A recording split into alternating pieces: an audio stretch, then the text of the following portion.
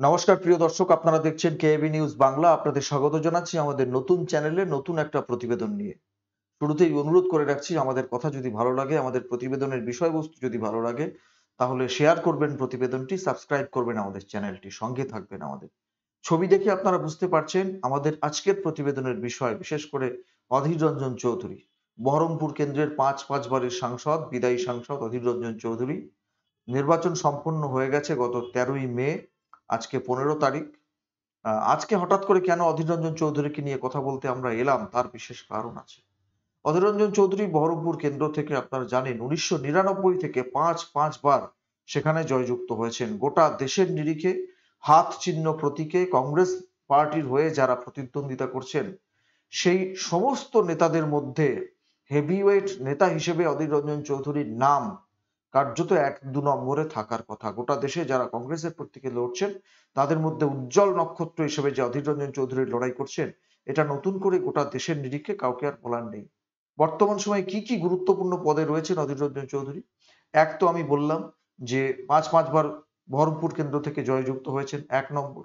2 নম্বর, তিনি লোকসভার যে বিরোধী বৃহত্তম দল অর্থাৎ কংগ্রেস, সেই কংগ্রেসের দলনেতা। বিরোধী দলনেতার মর্যাদা যদিও পাননি, তার দলই পায়নি, সুতরাং তা হলেও তিনি কংগ্রেসের দলনেতা এবং নরেন্দ্র মোদীর বিরুদ্ধে অত্যন্ত মুখর থাকেন। তিনি তার পার্টিকে সামনে থেকে নেতৃত্ব দেন লোকসভার অভ্যন্তরে, সবাই জানে।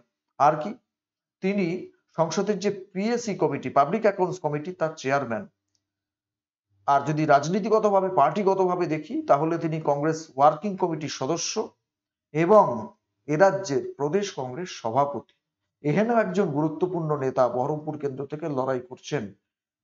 লড়াই তো করেইছেন তিনি, ভোট হয়ে গেছে।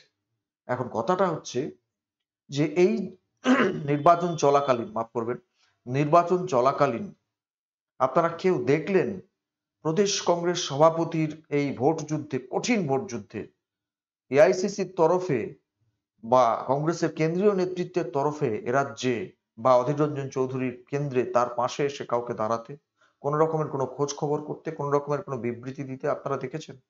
আমার চোখে পড়েনি। আপনারা জানেন অধীর রঞ্জন চৌধুরীর লড়াইটা এবারে অনেক অনেক বেশি কঠিন। 2-3টে কারণে কঠিন।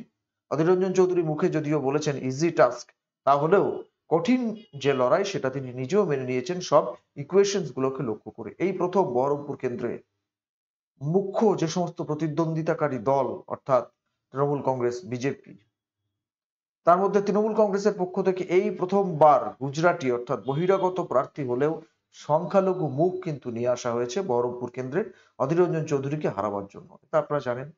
অন্যদিকে বিজেপির পক্ষ থেকে যিনি প্রতিদ্বন্দ্বিতা করছেন, ওই এলাকার অত্যন্ত জনপ্রিয় প্রথিতযশা একজন চিকিৎসক। তার বিরুদ্ধে খুব বেশি ব্যক্তিগত কথা কেউ বলতে পারবে না, অধীরবাবু তো বলেননি। সুতরাং বহরমপুর কেন্দ্রে তার লড়াই অন্য আর 4-5বারের তুলনায় অনেক অনেক বেশি যে কঠিন ছিল এবার, এটাতে কোনো সন্দেহ নেই। কিন্তু দলের এইরকম একজন গুরুত্বপূর্ণ নেতার নির্বাচনে এআইসিসির তরফ থেকে কাউকে তো তার কেন্দ্রে কখনো প্রচার করতে আসতে দেখলাম না, বা তার কোনো বিবৃতি জারি করতে দেখলাম না, বা কোনো রকমের পাশে থেকে তাকে ভোট দেবার আবেদন করতে দেখলাম না।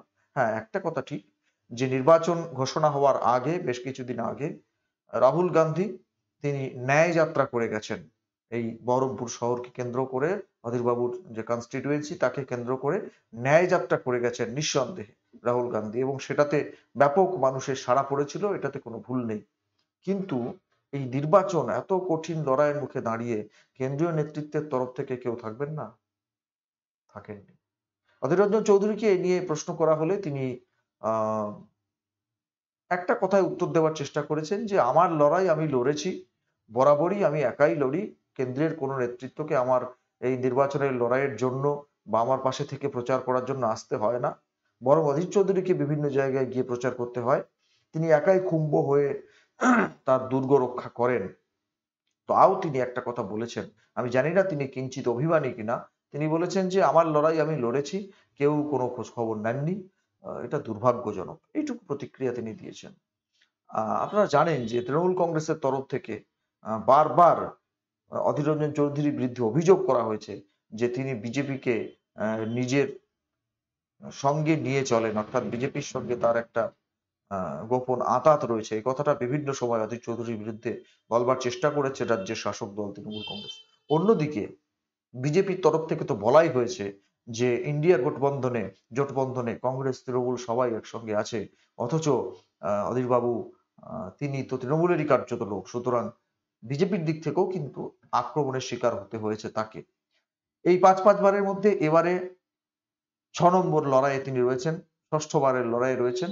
এবারে সঙ্গে রয়েছে সিপিএম, কিন্তু একাই নিজের কার্যত ক্ষমতায়, দক্ষতায়, অনেকে তো অধীর কংগ্রেস বলে বলেন আর কি, হ্যাঁ সেটাও হতে পারে। এর আগেও বিভিন্ন সময় আমরা তাকে দেখেছি যে তিনি নির্দল প্রার্থীকে জিতিয়ে নিয়ে চলে এসেছেন কংগ্রেসের অফিসিয়াল প্রার্থীর বিরুদ্ধে, সে অন্য কথা। কিন্তু তিনি এতদিন পর্যন্ত পাঁচবার একার দক্ষতায়, একার সাংগঠনিক ক্যারিশমায় তিনি জিতে এসেছেন। এইবারে সিপিএম সঙ্গে রয়েছে, সে আলাদা কথা। কিন্তু আমার মূল বিষয়টা ওই একটা জায়গাতে, যে কেন্দ্রীয় নেতৃত্বের তরফে কেউ আসবেন না, কেউ এ রাজ্যে তার পাশে থাকবেন না, কেউ তো আসেনি, বরং উল্টো দিকটা দেখা গেছে। কংগ্রেসের এআইসিসির যিনি সংগঠন সম্পাদক, সাধারণ সম্পাদক কেসি বেণুগোপাল, তিনি আপনারা জানেন কয়েকদিন আগে একটা ভিডিও ভাইরাল হয়েছিল অধীর চৌধুরীর বিরুদ্ধে। তিনি বলছিলেন যে তৃণমূলকে ভোট না দিয়ে বিজেপিকে ভোট দিতে। একটা ভাইরাল শুনছিলেন আপনারা। অধীর রঞ্জন চৌধুরী বারবার বলার চেষ্টা করেছিলেন যে ওটা বিকৃত ভিডিও। পরবর্তীকালে এটা নির্বাচন কমিশনও ঘোষণা করে যে না, ভিডিওটা সঠিক ভিডিও নয়, সেটা একটা বিকৃত করা ভিডিও। তো সেই বিকৃত করা ভিডিও, তার যে রিপোর্ট, সেটা আসার আগেই কংগ্রেসের সর্বভারতীয় নেতৃত্ব আমরা যদি হিসেবে ধরি, কেসি বেণুগোপাল, তিনি সংগঠন সম্পাদক, তাকেও কিন্তু মানে এ রাজ্যের শাসক দলের সুরে সুর মিলিয়ে কথা বলতে আমরা শুনেছিলাম। আর সন্দেশখালী প্রসঙ্গ বলুন বা অন্যান্য বিভিন্ন প্রসঙ্গে বলুন, কেন্দ্রীয় নেতৃত্বের তরফে টুকটাক বিবৃতি যখন দেওয়া হয়েছে, তখন কোথাও দেখা গেছে যে এ রাজ্যের যারা নেতৃত্ব, অর্থাৎ অধীর রঞ্জন চৌধুরী সহ অন্যান্য যারা, তাদের বক্তব্যের সঙ্গে কোথাও একটা ফারাক থেকে যাচ্ছে। অধীরবাবুকে এ নিয়ে উষ্মা প্রকাশ করতেও আমরা শুনেছি। তিনি বলেছেন যে কেন্দ্রীয় থেকে যখন নেতারা কিছু বলেন, তখন রাজ্যের যারা দায়িত্বে রয়েছেন তাদের সঙ্গে একটু কথা বলে নিলে ভালো হয়। সুতরাং এই যে একটা গ্যাপ, এই গ্যাপটা কিসের জন্য? এ রাজ্যের তৃণমূল কংগ্রেস, এ রাজ্যের বিজেপি, তারা স্বভাবতই অধীর চৌধুরীকে অধীর কংগ্রেস বলে বলেন, যে এ রাজ্যের কংগ্রেস অধীর চৌধুরীর কংগ্রেস, আর বাকি বলেন না। মমতা বন্দ্যোপাধ্যায়কেও প্রায় বলতে আপনারা শুনবেন যে কেন্দ্রে কংগ্রেসের সঙ্গে আমরা আছি, কিন্তু এ রাজ্যের কংগ্রেস তারা হচ্ছে বিজেপির দোসর, সুতরাং তাদের সঙ্গে আমরা নেই, এরকম আপনারা। তা এইরকম অপমান যে নেতাকে সহ্য করতে হয় নিজের গড়ে, নিজের রাজ্যে, নিজের জেলায়, সেই রকম একজন নেতা কংগ্রেসের কুম্ভ রক্ষা করছেন, যিনি গোটা দেশের নিরিখে, তার পাশে দল দাঁড়াবে না? তার পাশে এসে তার সঙ্গে প্রচারে হাত মিলিয়ে, তার কাঁধে কাঁধ মিলিয়ে তাকে জেতানোর ক্ষেত্রে দলের কোনো ভূমিকা থাকবে না? আমরা তো সেরকম কিছু দেখলাম না। কিন্তু অধীরবাবু, তিনি বরাবরই কাউকে ডাকেন না, কিন্তু আমাদের রাজ্যের যারা অন্যান্য কংগ্রেসের নেতা রয়েছেন, তারা অনেকে বলেছেন, অভিমান করেই বলেছেন যে অধীরবাবু কাউকে আমন্ত্রণ নাই জানাতে পারেন, কিন্তু দলগতভাবে দল কোনো দায়িত্ব নেবে না অধীরবাবুকে জেতাবার ক্ষেত্রে। কিন্তু অধীর রঞ্জন চৌধুরী কি শুধু অভিমানী? না, তিনি তো কংগ্রেসের একজন দৃঢ় প্রতিজ্ঞ সৈনিক, অত্যন্ত দক্ষ একজন সংগঠক এবং লড়াকু নেতা, এ নিয়ে কোনো সন্দেহ নেই। তিনি সাংবাদিকদের প্রশ্নের উত্তরে, সাংবাদিকরা প্রশ্ন করেছিলেন যে ইউসুফ পাঠান, তার সম্পর্কে কি বলবেন, তিনি এখানে লড়াই করতে এলেন হঠাৎ, কি কারণ? তিনি কিন্তু বলেছেন যে আমার কাছে নির্দিষ্ট করে খবর আছে যে ওই এক রাজ্য থেকে আরেক রাজ্যে যেমন আইপিএল খেলতে যান, ইউসুফ পাঠানরাও যান, যেমন যান, ঠিক সেভাবেই অর্থের বিনিময়ে ইউসুফ পাঠানকে এ রাজ্যে খেলতে পাঠানো হয়েছিল। সেরকম ভাবেই আইপিএল খেলছেন এবং তিনি চলে যাবেন। শুধু ওই পর্যন্ত গিয়ে থামেননি, তিনি গুজরাটের একটা উদাহরণ, রাজস্থানের একটা উদাহরণ দিয়েছেন যে রাজস্থানে কেউ মারা গেলে যেমন রুদালি ভাড়া করা হয় কান্নাকাটি করার জন্য, এ রাজ্যেও সেই ট্র্যাডিশন চালু করেছে রাজ্যের সরকার, তৃণমূল কংগ্রেস ক্ষমতাসীন দল। তারা এ রাজ্যে রুদালির পরিবর্তে ভোট করবার জন্য ভোটালি নিয়ে এসছে। অধীরবাবুর বক্তব্য আপনাদের শোনাবো। তবে আমি অভিমানের যে জায়গাটা বললাম, এই অভিমানটা হওয়া স্বাভাবিক। যদি না হয়, আমাদেরও তো প্রশ্ন আছে, কেন এরকম হবে কেন? আপনারা দেখছেন নরেন্দ্র মোদী, অমিত শাহ বিজেপির প্রার্থীদের জেতাবার জন্য জান প্রাণ দিয়ে লড়াই করছে। এমনকি অধীর রঞ্জন চৌধুরী কেন্দ্রেও বাইরে থেকে যোগী আদিত্যনাথ এসে প্রচার করে গেছিলেন, অথচ কংগ্রেসের তরফ থেকে কেউ আসবেন না বা কোনো রকমের কোনো খোঁজ খবর নেবেন না। যতই অধীরবাবু জাতীয় স্তরের নেতায় রূপান্তরিত হন না কেন বা নিজেকে উন্নীত করুন না কেন, তিনি তো কঠিন লড়াই করছেন এ রাজ্যে, তার প্রচারে কেউ থাকবেন না। দেখুন কি বলেছেন অধীরবাবু, দেখুন কি বলেছেন শুনে।